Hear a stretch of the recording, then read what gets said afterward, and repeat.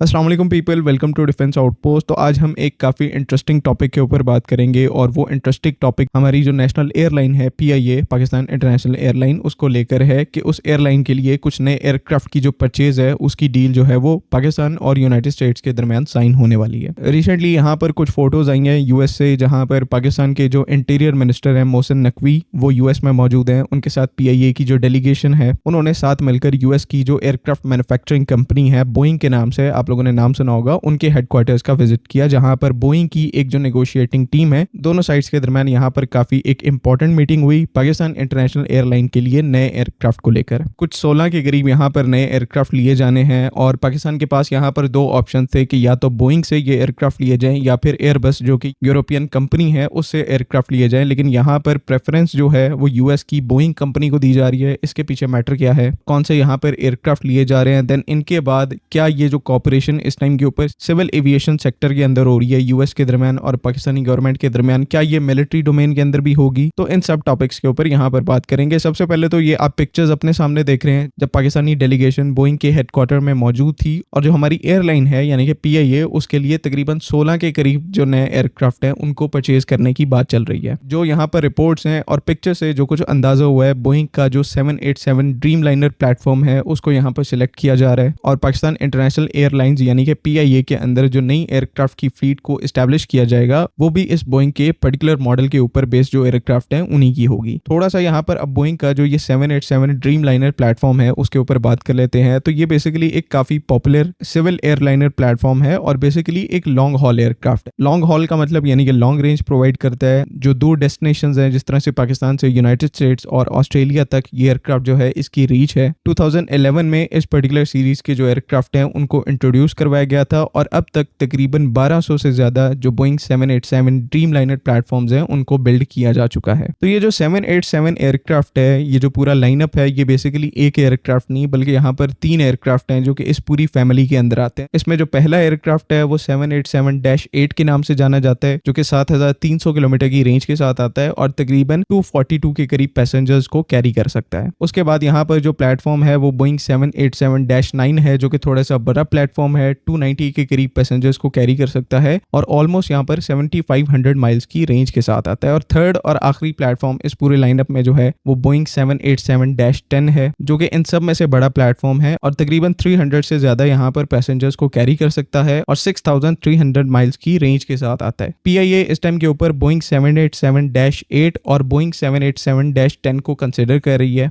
जिस तरह से ये पिक्चर के अंदर आप मॉडल्स भी देख पा रहे हैं, ये दो एयरक्राफ्ट है जिनको पाकिस्तान इंटरनेशनल एयरलाइंस का प्लान है इनको परचेज करने का और सब्सिक्वेंटली अपनी फ्लीट में इंडक्ट करने का। तो ये एक काफी सिग्निफिकेंट इवेंट है बिकॉज इससे पहले पाकिस्तान इंटरनेशनल एयरलाइन ने बहुत टाइम हो गया है कोई नया एयरक्राफ्ट परचेज किया हो, कोई नया एयरक्राफ्ट जो है वो हमने पाकिस्तानी कलर्स में फ्लाई करता देखा हो। क्योंकि आप सबको पता है पीआईए जब एक गवर्नमेंट का इंस्टीट्यूट था तो ये अपने काफी टफ टाइम से गुजरी। अब जब यहाँ पर आके इसको प्राइवेटाइज किया गया है तो यहाँ पर जिन कंसोर्शियम ने इनको बाय किया है वो इस टाइम के ऊपर इसको एक्सपैंड करने की तरफ काम कर रही है और अच्छी बात है। यहाँ पर ऐसे स्टेप्स को अप्रिशिएट करना चाहिए बिकॉज एट द एंड जो एयरलाइन है वो पीआईए है जो कि आपका नेशनल कैरियर है, जो कि आपका फ्लैग कैरी करती है। और जिस तरह की इस एयरलाइन की हिस्ट्री रही है 60s 70s के एरा में, जितनी ये एयरलाइन पॉपुलर थी, कहां तक हमने जो है वो एमिरेट्स जैसी एयरलाइन को भी एयरक्राफ्ट लीज पे दिए हुए हैं। तो इस एयरलाइन को अगर वापस अपनी गोल्डन एज के अंदर आना है तो ये जो स्टेप्स इस टाइम के ऊपर लिए जा रहे हैं वो थोड़े से नेसेसरी हैं। बाकी यहाँ पर क्योंकि पाकिस्तान को ऑफर जो है वो यूएस की कंपनी बोइंग से भी थी और यहाँ पर जो यूरोपियन कंपनी है एयरबस उससे भी ऑफर थी कि ये दोनों कंपनीज कह रही थी कि आप हमसे एयरक्राफ्ट परचेज करें। पाकिस्तान ने यहाँ पर जो है यूएस कंपनी बोइंग को सिलेक्ट किया। उसके पीछे यहाँ पर एक रीजन ये है कि पीआईए पहले से ही एक काफी कंसिडरेबल फ्लीट जो है वो बोइंग के एयरक्राफ्ट की ऑपरेट करती है। बोइंग 777 जो है वो ऑलरेडी पीआईए की सर्विस में है और उस एयरक्राफ्ट से रिलेटेड जो मेंटेनेंस है और एमआरओ फैसिलिटी है वो पाकिस्तान में है। बोइंग का एक काफी इंफ्रास्ट्रक्चर जो है वो पाकिस्तान में है। इस वजह से बोइंग के एयरक्राफ्ट को ही फ्यूचर में परचेज करना ये सेंस बनाता है ताकि जो एडिशनल मेंटेनेंस इंफ्रास्ट्रक्चर है बोइंग उसको और ज्यादा पाकिस्तान में एक्सपैंड कर पाए। तो ये भी यहाँ पर एक एस्पेक्ट था बोइंग को सिलेक्ट करने का। और दूसरा एस्पेक्ट यहाँ पर पाकिस्तान और यूएस की गवर्नमेंट्स के दरमियान है। डिप्लोमेटिकली पाकिस्तान जो है वो ज्यादा अलाइंड यूएस के साथ है कंपेयर टू यूरोपियन कंट्रीज के साथ। तो एक डिप्लोमेटिक टसल से बचने के लिए, क्योंकि अगर हम यूरोप के पास जाते हैं यानी कि एयरबस के पास जाते हैं तो ऑब्वियसली यूएस की तरफ से यहाँ पर इश्यूज क्रिएट किए जाने थे और उन्होंने हमें यहाँ पर अपनी तरफ पुल करना था। सेम यही काम इस टाइम के ऊपर वो कर रहे हैं। इवन यहाँ पर ये जो पूरी डील पीआईए के लिए की जा रही है है इसमें इस चीज़ की भी रिपोर्ट्स हैं कि बोइंग की तरफ से यहाँ पर पाकिस्तान को डिस्काउंट भी प्रोवाइड किया जा रहा है इन एयरक्राफ्ट की डील में। तो ये चीज़ें ओवरऑल फिर यूएस की ये जो बोइंग कंपनी है उसकी डील को ज़्यादा फेवरेबल बना देती हैं हमारे लिए। बाकी दूसरा टॉपिक यहाँ पर ये है कि ना सिर्फ पीआईए यहाँ पर अमेरिकन एयरक्राफ्ट बोइंग के एयरक्राफ्ट को यूज़ करती है, बल्कि जो पाकिस्तान एयरफोर्स है वो भी लॉकहीड मार्टिन के F-16 एयरक्राफ्ट को यूज़ करती है। तो क्या उस डोमेन में कोई डील एक्सपेक्टेड है पाकिस्तान और यूएस के दरमियान? तो इसके यहाँ पर दो एंगल्स हैं। पहला डिप्लोमेटिक एंगल है, और डिप्लोमेटिक एंगल को अगर आप देखेंगे तो हालात तो यहाँ पर काफ़ी साजगार हैं। पाकिस्तान अगर चाहे तो डिप्लोमेटिक जो उसकी पोजीशन है यूएस के साथ उसको फेवर करके यहाँ पर जो एडिशनल इक्विपमेंट है, मिलिट्री इक्विपमेंट है, उसको यूएस से परचेज किया जा सकता है। स्पेशली यहाँ पर AH-1Z वाइपर जैसे जो अटैक हेलीकॉप्टर्स हैं, उसके बाद F-16 एयरक्राफ्ट के जो कुछ यूनिट्स हैं जिनको हमने 2017-18 में प्लान बनाया था परचेज करने का, लेकिन हम नहीं कर पाए थे। तो डिप्लोमेटिक पॉइंट ऑफ व्यू से देखेंगे तो अगर यहाँ पर पाकिस्तान कोशिश करता है यूएस से ये इक्विपमेंट बाय करने की, तो इस टाइम के ऊपर हम कर सकते हैं। लेकिन अभी तक ऐसा हम कुछ क्यों नहीं कर रहे? पाकिस्तानी गवर्नमेंट की बात करें, पाकिस्तानी मिलिट्री की बात करें, अभी तक ऐसी कोई इंडिकेशन क्यों नहीं आई? बिकॉज हमारे पास इनसे बेटर और मोर रिलायबल ऑप्शंस मौजूद हैं, जिस तरह से J-10C एयरक्राफ्ट है, Z-10ME है। ये दोनों ही इक्विपमेंट है जिनको पाकिस्तान मिलिट्री जो है वो बड़े नंबर में परचेज करने जा रही है। तो अभी के लिए तो यहाँ पर चीजें बिल्कुल 50-50 हैं, कुछ भी हो सकता है। लेकिन ये जो एयरलाइन के लिए एयरक्राफ्ट है, इनकी डील तो मोस्ट सर्टेनली है कि पाकिस्तान और यूएस के दरमियान इन एयरक्राफ्ट को लेकर डील साइन हो जाएगी और आहिस्ता आहिस्ता ये एयरक्राफ्ट हमें डिलीवर होना भी स्टार्ट हो जाएंगे। ये तो ऑलमोस्ट यहाँ पर कंफर्म्ड है। तो अभी के लिए जो है उसके साथ आई थिंक सो हमें कैरी ऑन करना चाहिए। बाकी मिलिट्री डोमेन जो है उसको फ्यूचर पे छोड़ देना बेहतर रहेगा कि फ्यूचर में जो कुछ होता है वो फिर पाकिस्तान मिलिट्री आपको पता है कि बेहतर तरीके से हैंडल कर लेगी। बाकी आई होप कि तमाम चीज़ें यहाँ पर क्लियर हैं। आपका कोई ओपिनियन है तो काइंडली उसको कमेंट्स में ज़रूर लिखें।